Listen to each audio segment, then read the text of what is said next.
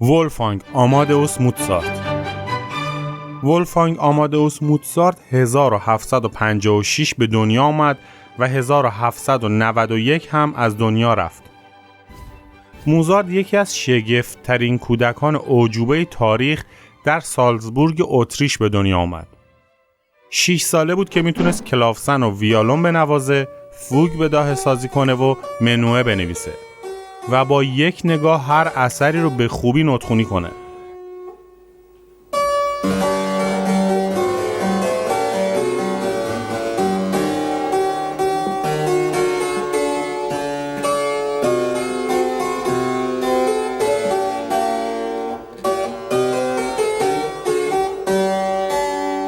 هشت سال داشت که سمفونی نوشت. در 11 سالگی اوراتوریو آفرید و 12 ساله بود که نخستین اپراش رو ساخت. موتزارت تا پیش از نوجوانی آثار چندانی آفریده بود که برای اعتبار بخشیدن به آهنگسازی با 3 برابر سن اون کفایت میکرد. پدرش لئوپولد موتزارت موسیقیدانی درباری بود که اشتیاقی آگاهانه برای به نمایش گذاشتن استعداد اون داشت و به این منظور راهی سفرهای دور و دراز میشد. حدود نیمی از دوران 6 تا 15 سالگی موتزارت در سفر به اروپا و انگلیس گذشت. اون در وین برای ملکه ماریا ترزا، در ورسای در حضور لویی 15 در لندن برابر جورج سوم و در میانه راه سفرهاش برای شمار انبوهی از اشرافزادگان به نوازندگی پرداخت. در سفرهاش به ایتالیا این مجال براش پیش اومد که به مطالعه سبک اپرایی رایج بپردازه و بر اون تسلط پیدا کنه. سبکی که بعدها اون رو به گونه‌ای درخشان و عالی به کار گرفت. موتزارت در 14 سالگی هفته مقدس رو در روم گذروند و برای شنیدن آواز مشهور همسرایان کلیسای جامع سیستین که از آثار بسیار ارزشمند متعلق به کلیسا بود به اونجا رفت. نسخه برداری از این قطعه کورال مجازات کفر رو در پی داشت. موتزارت با یک بار شنیدن این قطعه اون رو کم و بیش به طور کامل بر کاغذ آورد و برای تکمیل اون با دست نوشته‌هاش به اونجا بازگشته بود که کارش فاش شد.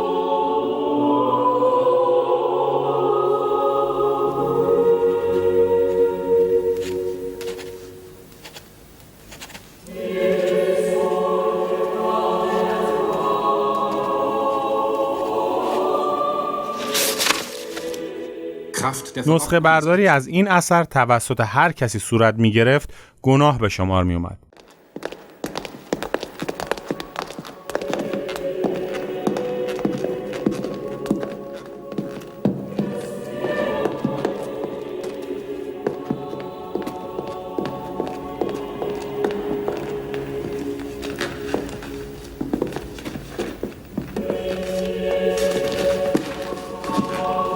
اما شنیدن و به یاد سپردن اون با چنین دقتی باور نکردنی بود. موتزارت نه فقط از مجازات رهایی یافت که پاپ به پاس تواناییاش در موسیقی به اون لقب شوالیه رو نیز اعطا کرد. Die höchste Auszeichnung für weltliche Personen, den Orden dello Sperone d'Oro.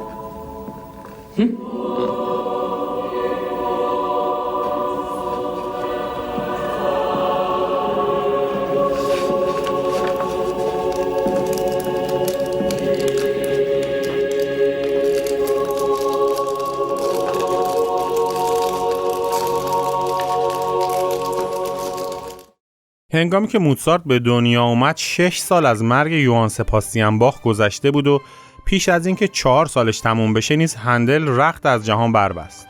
دوره باروک داشت به پایان میرسید و سبک لطیفتر و خیال انگیزتری جای اونو میگرفت. سبک روکوکو در حقیقت همون شیوه باروکه، با این تفاوت که از سر دیگه دوربین به اون نگاه کنیم سبکیه که تزییناتی بیش از حد لزوم در اون به کار رفته. این سبک چندین سال در معماری و هنرهای تزیینی تأثیر کم ولی استوار داشت، اما همین تأثیر کم تحول عمیقی در هنر به وجود آورد و در حالت و رنگامیزی و راه و رسم هنرهای دیگه نیز مؤثر بوده. ظاهرسازی و تردستی هنرمند اساس و مدار هر بنای مهمل و نامعقولی رو در عالم هنر تشکیل میداد. دوران کودکی موزارت از شاهکارهای عصر روکوکو محسوب میشه. پدر مهربون و جاه طلبش اون رو چون خرس خردسالی که خرس‌باز اون رو برای بازی و نمایش تربیت میکنه تربیت میکرد. موزارت از 6 سالگی سیر و سفر در کشورهای اروپایی رو شروع کرد و پدرش اون رو به عنوان یک کودک خارق العاده که واقعا هم خارق العاده بود در معرض تماشای این و اون میگذاشت. پادشاهان و فرمانروایان بزرگ از محضر اون استفاده بسیار بردن و وقتی به 14 سالگی رسید به تمام کاخهایی که بین لندن و ناپل یافت میشد داخل شده بود و اونا رو دیده بود. ذوق و استعداد فوق‌العاده و تسلط اون در آهنگ ساختن اون رو از عجایب زمان خودش کرده بود. موسیقی‌هاش به قدری عالی بود که عده‌ای در ساختن اونا به دست موزارت تردید داشتن و پدرش رو سازنده اونا میدونستن.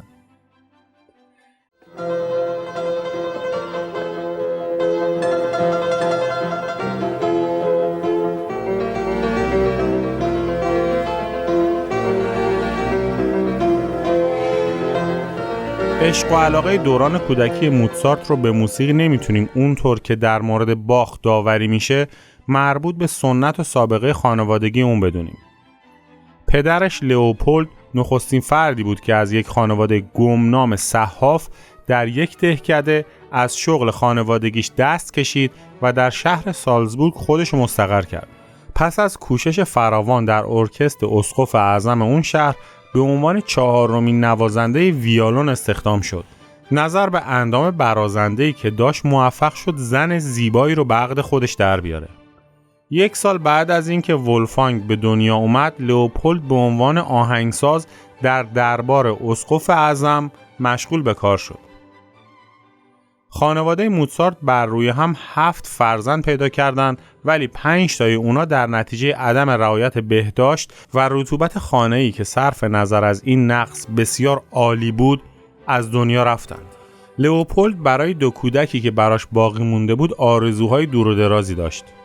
در مورد خودش نیز به همان نسبت بلند پرواز و جاه طلب بود. از این رو اونقدر صبر نکرد که دخترش برای درس موسیقی به قدر کافی رشد کنه. نانرل در 8 سالگی کلاویه را به خوبی می نواخت و در این موقع بود که برادر کوچکش نیز به شرکت در فعالیت موسیقی خانواده علاقه فوق‌العاده‌ای از خودش نشون داد. موزارت 3 سال داشت که با کلیدای پیانو بازی می کرد و خودش رو سرگرم می کرد و 1 سال بعد رسما مشغول درس گرفتن شد. 5 ساله و 6 ساله بود که منوهای کوچیک می ساخت و پدرش با شوق و شعف فراوان اونا رو می نوشت. لئوپولد موزارت مثل باخ قطعات بسیار ساده رو برای کودکانش پاک‌نویس می‌کرد که تمرین کنن. از جمله آثار هاسه و تلمن و مهمتر از همه اونا آثار کارل فیلیپ امانوئل باخ بود. این آثار لااقل برای مدت کوتاهی سرمایه کنسرت‌های اونا محسوب می‌شد. در سال 1763 به مسافرت پرداختند و برای اجرای کنسرتی در حضور فرمانروای باواریا به شهر مونیخ عزیمت کردند. شور و هیجان زیاد از حدی که در مورد این طفل خارق العاده اظهار شد، جاه طلبی لئوپولد رو افزونتر کرد و طولی نکشید که از تمایلات کودکان اونا به موسیقی استفاده کرد.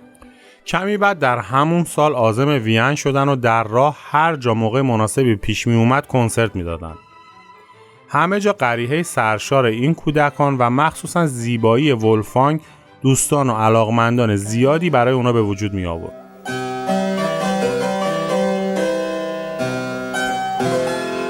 در وین با استقبال بی‌نظیری مواجه شدند. شهرتشان قبل از خودشون به اون شهر رسیده بود. چند ساعتی از ورودشون به اون شهر نگذشته بود که فرمانی از دربار به منزلشون رسید که باید قطعاتی در دربار بنوازند. کاخ شونبرون که در اون سال بیش از سایر دربارهای اروپا به موسیقی ابراز علاقه می‌کرد، موجب پیشرفت نقشه‌های لئوپولد موزارت شد.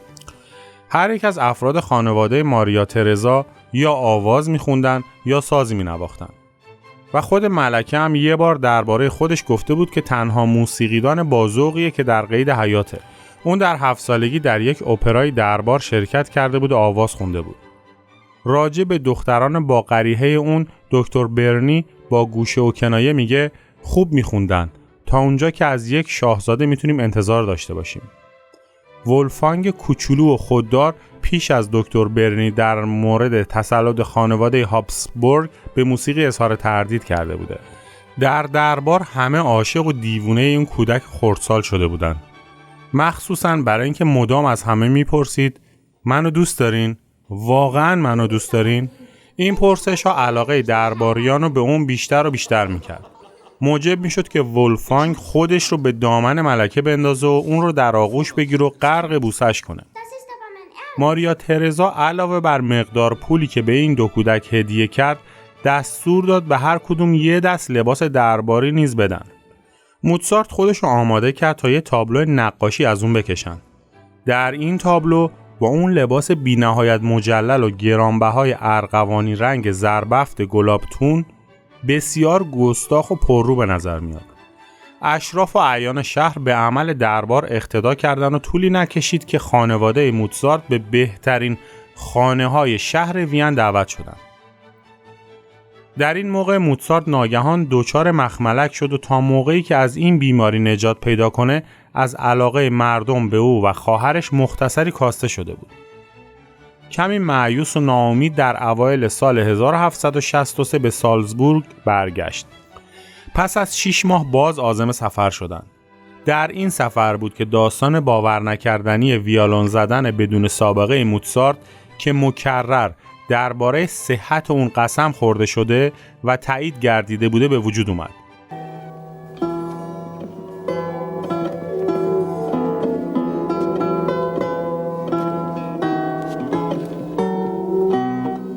ادعای ارگ زدن بدون سابقه اون و مخصوصاً به کار بردن پدالها البته کمتر مورد تردیده، ولی اونم داستانیه که قبول کردنش مشکل به نظر میرسه. ذوق عمومی موزارت در موسیقی که حتی در یک آدم بزرگسال هم قابل ملاحظه است، به قدری در یک بچه 7 سال شگفتی بخش بود که تمام کسانی که شاهد نوازندگی اون بودن و مخصوصاً پدرش به قدری تحت تأثیر قرار می گرفتن که هر عمل خارق العاده رو برای اون امکان پذیر فرض می کردن. نقشه پدر موزارت برای سفر دوم بسیار وسیع‌تر طرح شد. پدر موزارت در نظر گرفت که به پاریس و لندن نیز برن. تصمیم گرفتن کشورهای اروپا رو بپیمایند و مثل خدایان واقعی موسیقی همه مردم رو مشمول عنایات خیش بسازند. در ماه ژوئن سفر خودشون شروع کردن و از پایتخت‌های تابستونی شاهزادگان و فرمانروایان گذشتن. هر جا که رفتن با تعجب و تحسین ازشون استقبال میشد. در اکس لا شاپل یکی از خواهران فردریک بزرگ سعی کرد ایشان را به برلین دعوت کنه، ولی این شاهزاده خانم در حالی که قول هر مساعدت مالی به اونها میداد خودش پولی نداشت و لئوپولد موزارت راه خودش رو ادامه داد و رفت.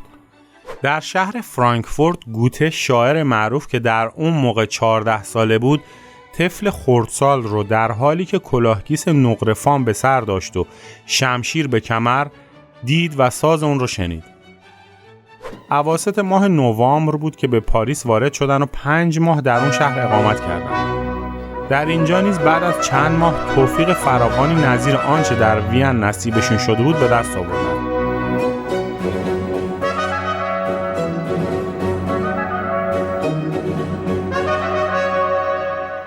نه تنها درباریان بلکه همه اهل ادب و هنر ازشون تجلیل می‌کردن. در ورسای به محض ورود خانواده موزارت تمام مقررات سخت دربار لویی 15 به هم خورد و مجلس صورت یک مهمانی خانوادگی به خود گرفت. البته فقط پامپادور معشوقه لویی 15 که خیلی مغرور بود از اظهار شوق و شعف خودداری کرد.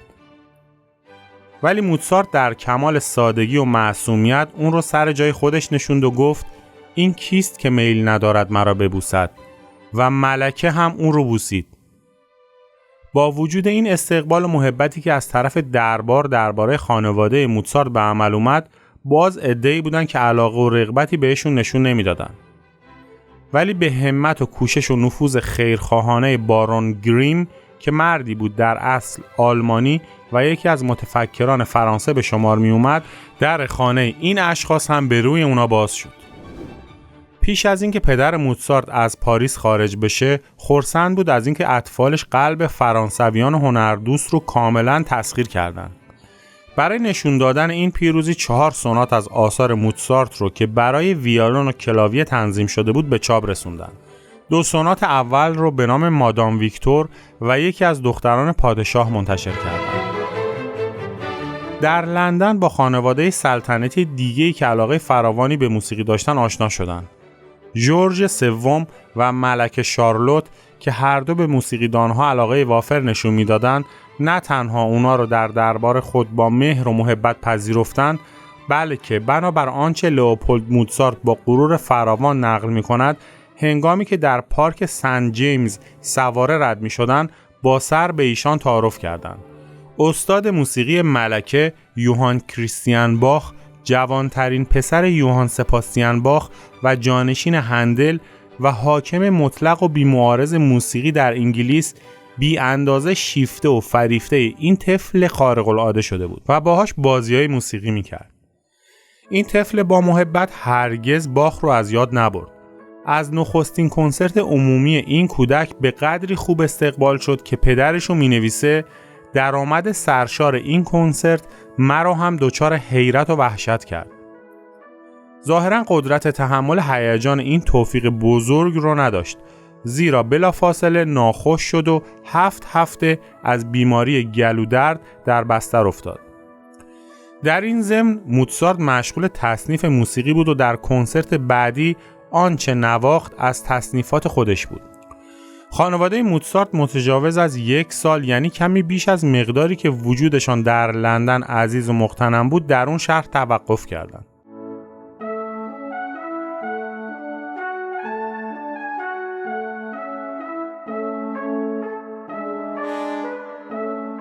در این موقع عازم میهن خودشون شدن، ولی خط سیر اونا به قدری پرپیچ و خم و طولانی بود که سلامتشون رو به طور کامل مختل کرد.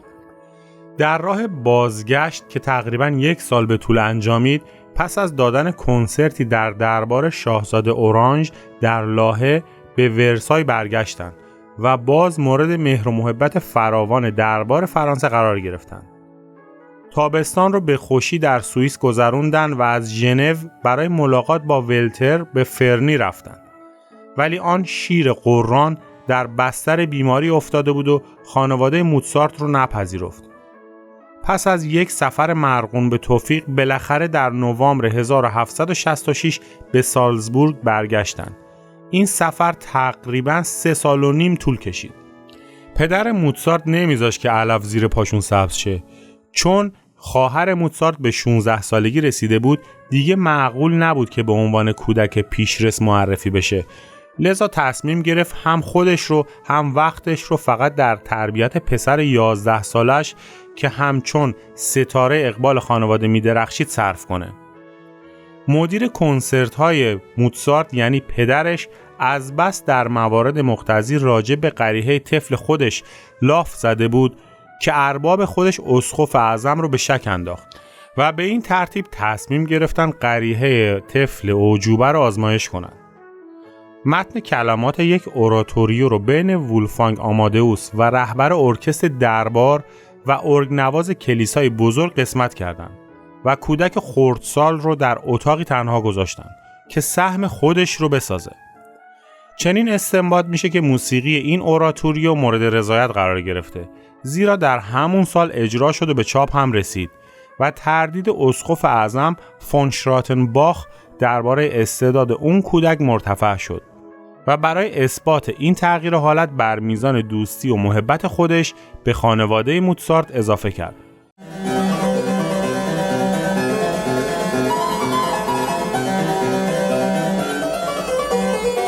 طولی نکشید که خانواده موتسارت به امید اینکه در جشن عروسی امپراتوری شرکت کنن باز عازم وین شدن. ولی شیوع بیماری مصری آبله اجرای این تصمیم رو متوقف کرد. عروس از پادر اومد و خانواده موتسارت به شهر اولتموز گریختند و در اونجا هر دو کودک بیمار شدند. در اثر این بیماری موتسارت تقریباً 9 روز نابینا بود. پس از اینکه در خانه یکی از اشراف انسان دوست ازشون پرستاری شد و سلامت خودشون رو به دست آوردن، به پایتخت اتریش برگشتند و اونجا رو در ماتم و سوگواری دیدند.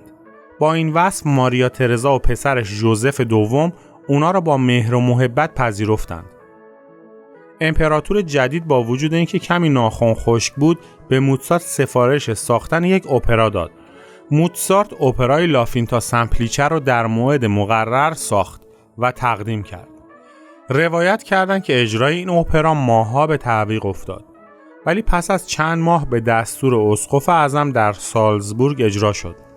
اسقف اعظم به قدری از کار موزارت خوشش اومده بود که مقام بسیار عالی ولی بدون حقوق در گروه موسیقی دربار خودش رو به اون داد.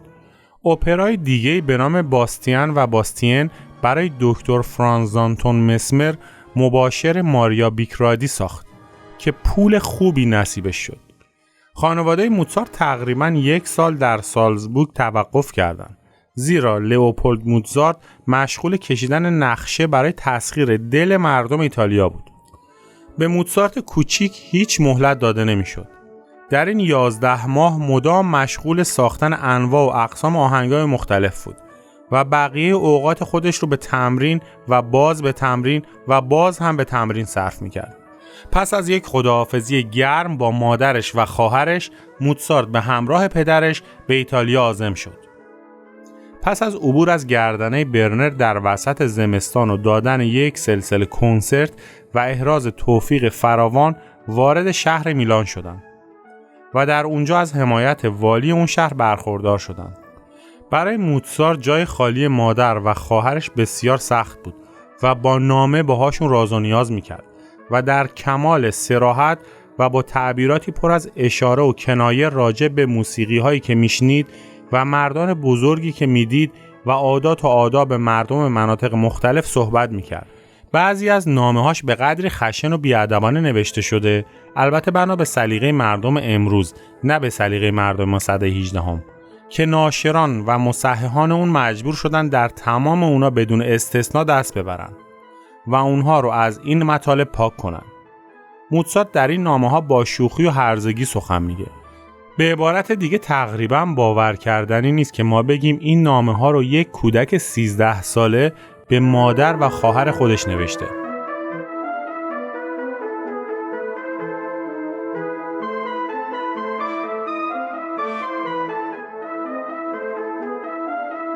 ولی باید همیشه در نظر داشته باشیم که موزارت یک کودک پیشرس بوده.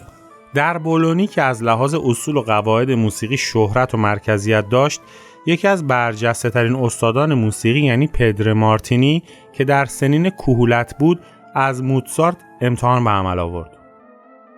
موزارت در این آزمایش توفیق فراوانی به دست آورد. در فلورانس نیز به همین کیفیت از وی آزمایش شد و از این امتحان سرافرازتر بیرون اومد.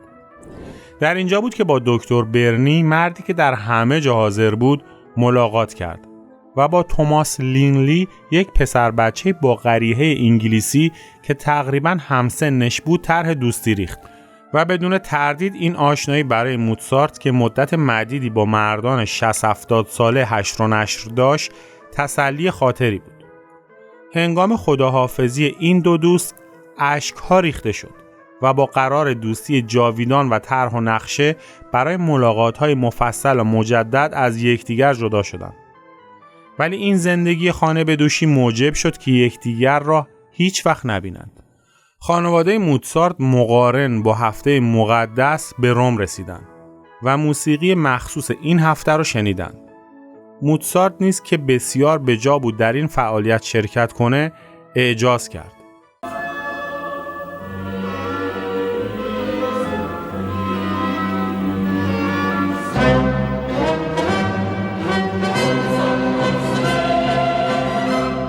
یکی از قسمت‌های مهم این تشریفات برنامه کلیسای سیستین بود که در اون قطعه معروف میزرر اثر الگری که قطعه پرپیچ و واپیچی بود در 9 صدا به صورت کنترپوان اجرا شده بود. کودک خردسال پس از اینکه یک بار این قطعه رو شنید اون رو نوشت. این عمل فوق‌العاده توجه دوستانه کلمان 14 رو جلب کرد و موجب شد که دعوتنامه‌های زیادی مثل باران از طرف شاهزادگان و اعیان روم برای موزارت برسه. بین همه این هیجانات موتسارت نامه‌ای به خواهرش نوشت و فرستاد. ازش خواهش کرد که چند قطعه منوی جدید اثر مایکل هایدن رو برای اون بفرسته. پس از توقف کمتر از 1 ماه در شهر مقدس روم با ترس و لرز فراوان به سمت ناپل حرکت کردند. چون راه اونا از مناطقی که راهزنان و دزدان فراوونی داشت میگذشت. در ضمن اینکه پدر و پسر برای گذروندن تابستون در نزدیکی بولونی عازم شمال شدند. 15 روزی در شهر روم توقف کردند. پاپ یا نماینده اون یک نشان مهمیز زرین به موتسارت اعطا کرد. پدرش با مباهات زیاد اون رو به عنوان یک قطعه خوشبختی تعبیر میکرد و در نامه‌ای متذکر شده که میتونی تصور کنی که وقتی مردم اون رو یک سینیور شوالیه خطاب میکنن چقدر برای من خنده آور است.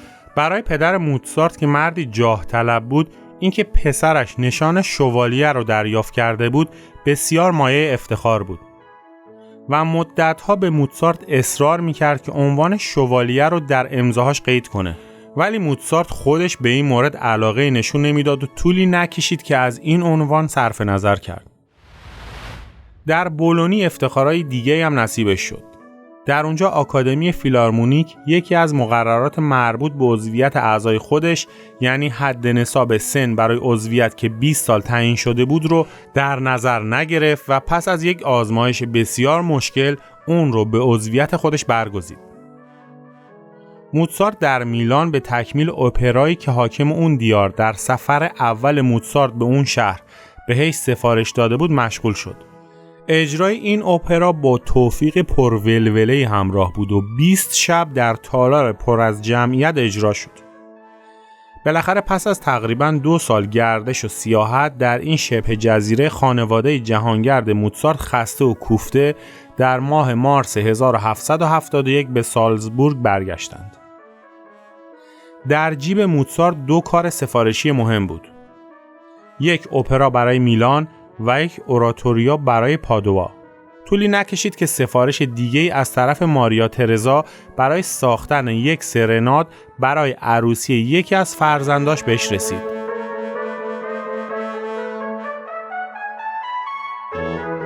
موتسارت 5 ماه با شدت و حرارت فراوان به ساختن موسیقی گذروند. سپس سفر دیگه‌ای به میلان کرد و در اونجا سرناد موتسارت در مقابل اپرای آهنگساز کهنسالی چون هاسه بیش از حد انتظار مورد توجه قرار گرفت و باز پدر موتسارت بر حسب معمول با افاده زیاد چنین گفت: من واقعا بسیار متاسف و متأثرم، ولی سرناد موتسارت تأثیر تمام اپراهای هاسه رو از بین برد. و خود اون پیرمرد که آهنگ‌های بی اندازه مطبوعش مایه لذت شاهزادگان بود با کمال گذشت و جوانمردی گفت: این کودک همه ما را به محاق تاریکی و گمنامی خواهد کشوند. یک روز بعد از اون که خانواده موتسارت به شهر خودشون برگشتند، اسقف اعظم که بی نهایت پیر و شکسته شده بود از جهان رفت. این واقعه بیش از اون چه تصور می‌کردن برایشون تأسف آور بود. جانشین اون هیرونیموس فون کولورارو، اسقف گورگ، مردی بود که همیشه نامش به زشتی یاد خواهد شد. به قدری این مرد بدنام بود که وقتی خبر انتخابش به عنوان اسقف اعظم به سالزبورگ رسید، تمام مردم ماتم گرفتند. یکی از جمله تشریفات برای ارتقای اون به این سمت این بود که برنامه موسیقی مخصوصی ترتیب داده بشه و با وجود این که اسقف اعظم بود، تعمداً اپرا را برای این مقصود تعیین کرد. موتسارت در مقابل شاهکارهای آیندهش یکی از مبتذل‌ترین منظومه‌های متاستازیو رو برای این منظور انتخاب کرد و مشغول ساختن موسیقی اون شد. و این بدترین اپراییه که در عمر خودش نوشته. این اپرا به قدری پیش پا افتاده و مبتذله که اگر حتی مرد خیر و نیکندیشی هم به جای فون کولوردو بود، از شنیدن اون بیزار میشد. پس از مدتی که صرف ساختن موسیقی کرد، عازم میلان شد و در اون شهر 6 ماه اقامت کرد. اپرای جدید اون به نام لوچیو سیلا با توفیق فراوان به روی صحنه رفت و به خاطر اون والی شهر کوشید تا در دربار فلورانس شغلی برای اون دست و پا کنه.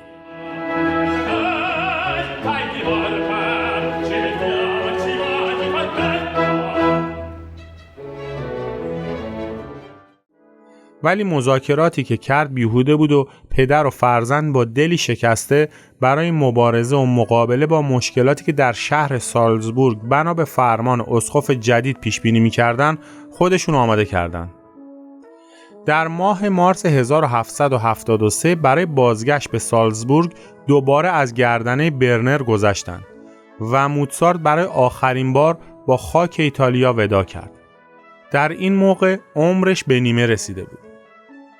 طولی نکشید که خانواده موتسارت با آنچه که از اون میترسیدن روبرو شدند. اوضاع شهر سالزبورگ تحت حکومت فون کلورادو تحمل ناپذیر شده بود. هیچ یک از اعمال این مرد سختگیر پیروان کلیسا را خوشنود نمی‌کرد.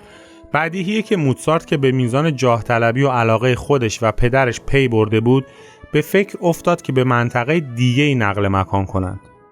و چون عشق و محبت ماریا ترزا را هنوز به یاد داشت، مصمم شد اول به وین برن.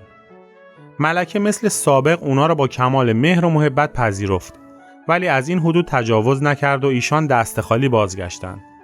و در اینجا هم مثل ایتالیا در کار اونا اخلال شد و چیزی عایدشون نشد. با وصف این ناامیدی‌ها قلم موتسارت از کار باز نمی ایستاد و هم در وین و هم بعد از مراجعت به سالزبورگ برای ناشران آینده خودش آهنگ می ساخت.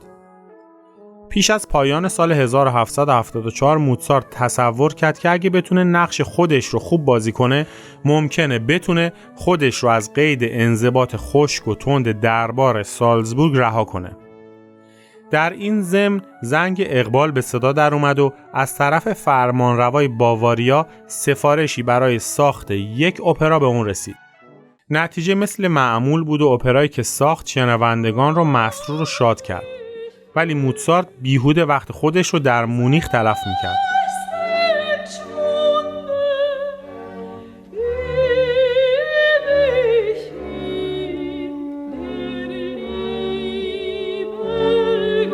کار دیگه ای نداشت جز این که باز با دلی خونین به سالزبورگ برگرده و باز هم آهنگ بسازه. البته خودش متوجه نبود، ولی دوره شاگردی اون واقعا به پایان رسیده بود. در این موقع شروع به تصنیف آثاری کرد که نه تنها مورد علاقه دوستداران موسیقیه، بلکه متخصصان نیز از اون لذت فراوان میبرند. به افتخار ورود دوک بزرگ به سالزبورگ یک اپرا تصنیف کرد. گویی این که این اپرا بسیار بیروح و خشکه، ولی دارای چندین آهنگ زیباه که یکی از اونها هنوز هم شنیده میشه و مورد علاقه عموم قرار داره. پس از اون 5 کنسرتو یکی از یکی بهتر برای ویولون و ارکستر عرضه کرد. بدون تردید موتسارت این کنسرتوها رو برای خودش تصنیف میکرد، زیرا پدرش علاقه داشت که موتسارت ماهرترین نوازنده ویولون در سراسر اروپا باشه. بنابراین در همون موقع که این تمایل در اون وجود داشت، به نیروی جنگجویانه جوانی این 5 شاهکار رو به شیوه برازنده خودش تصنیف کرد و بعد از اون تصنیف کنسرتو برای ویولون رو تقریباً به کلی کنار گذاشت. در اینجا به پایان قسمت اول زندگینامه موتسارت میرسیم. من علیرضا هستم از کانال رمی. خوشحال میشم که کانال ما رو لایک کنید، سابسکرایب کنید و ما رو به دوستاتون معرفی کنید. نظراتتون هم برامون تو کامنت ها بنویسین تا ما بهتر بشیم. تا درود دیگر، بدرود.